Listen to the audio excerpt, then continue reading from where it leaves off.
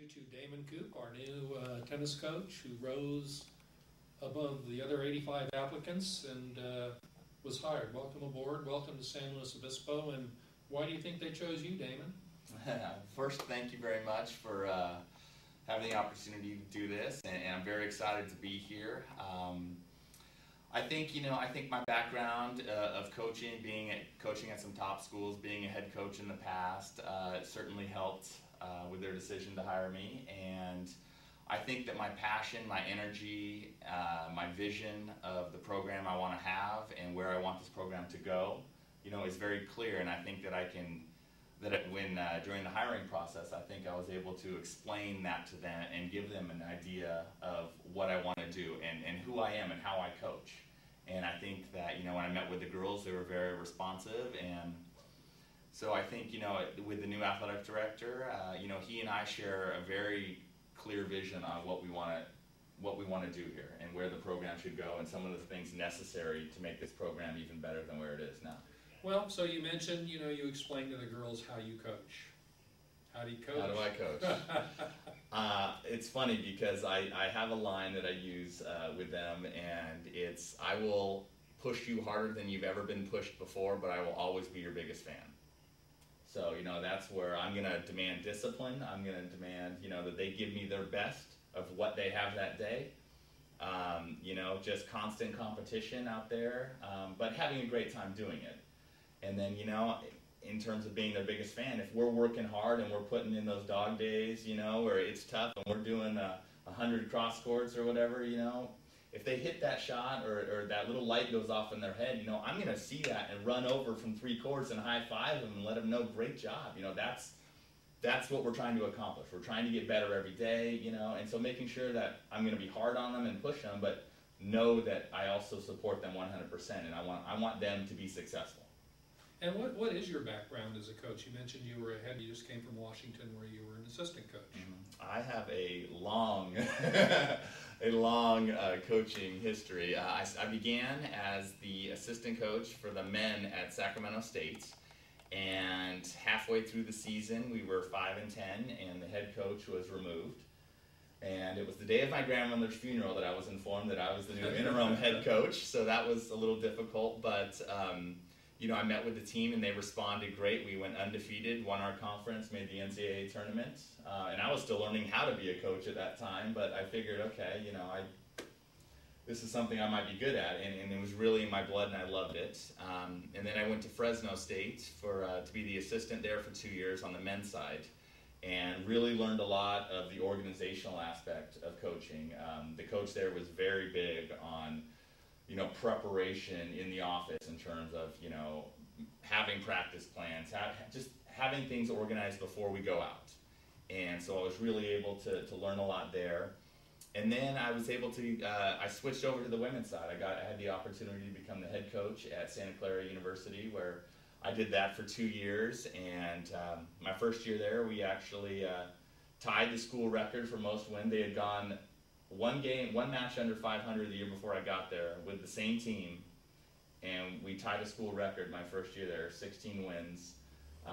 Got nationally ranked for the first time in program history. So that was exciting, and it was great that the girls really bought into what I wanted to do. And from there, after Santa Clara, I went to Cal. So I went up there and I spoke with the men's coach at Santa Clara, and he was like, you got to go up there. This is a big time, top 10 school that wants to talk to you. You need to go. And it was an opportunity to go to a top program.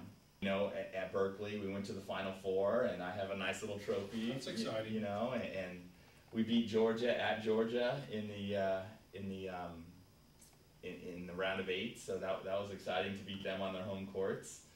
And then the head coach retired at the end of that season, and I didn't know that she had never conveyed it to me, and they wanted to hire a former Berkeley player, and so they did, and I would have loved to have stayed there. It was a great place, really enjoyed it, but when a new coach comes in, they bring in their own people, and that's just how coaching works sometimes. The nature of the business. Right, exactly. And my wife was 2 months away from giving birth, so I was pretty freaked out at that time, and as I was figuring out what we were going to do, I was very fortunate that the Washington job came up, and I was able to, having coached against them while at Cal, I knew the head coach, and she knew me and knew what I brought to the table, and we instantly clicked. And so I got off the plane for my interview there, got into her car, and she said, "The job's yours if you want it." So she goes, "This is just a formality. The job's yours if you want it." And so that was great. And they were in shambles. She had just taken over 2 years prior, was left with 5 players. 2 of them were walk-ons, and so it was really a rebuilding opportunity there. Obviously they have the resources to be a great program. They had been in the top 10 2 years prior, before the head coach got there. And so she and I had the same idea of what we wanted to do. We brought in the players that we wanted to bring in. We made the NCAA tournament my first year there. We made it all 4 years while I was there. My second year we made the Sweet 16, upsetting USC after they had won the Pac-10 title down at USC. So that was awesome. And we had, I was working with 2 All-American singles players, an All-American doubles team. And so it really enabled me to say, okay, I know how to coach at this level. I'm confident coaching at this level, the fact that these top players, from Cal and from Washington trust what I have to say and really, were looking to me, and we had such a special bond together. It gave me sort of like, I know what I want to do. I know when it's time for me to have my program, I know what I want to do. And that really developed my vision of how I want Cal Poly to be. Like I said, it doesn't cost any money to train like the best, and that's what we're going to do here. We're going to train hard. Well, you've had a wealth of experience for being such a relatively young pup. Not that young. How old are you? 37. You're that young. And listen, I really want to welcome you aboard. Thank you so much. You've had a lot of great success, and we've been on a nice trajectory here at Cal Poly. Last year, as you know, first time in history, both the men's and the women's reached the NC2A, and as you and I chatted earlier, getting there is fine, but now we need to get past that first round. Right. And I think you're the guy to help us do that. Well, I certainly hope so. That's how we're going to prepare. That's how we're going to work. So, all right. And thank you and welcome. Thank you very much. I appreciate it. All right.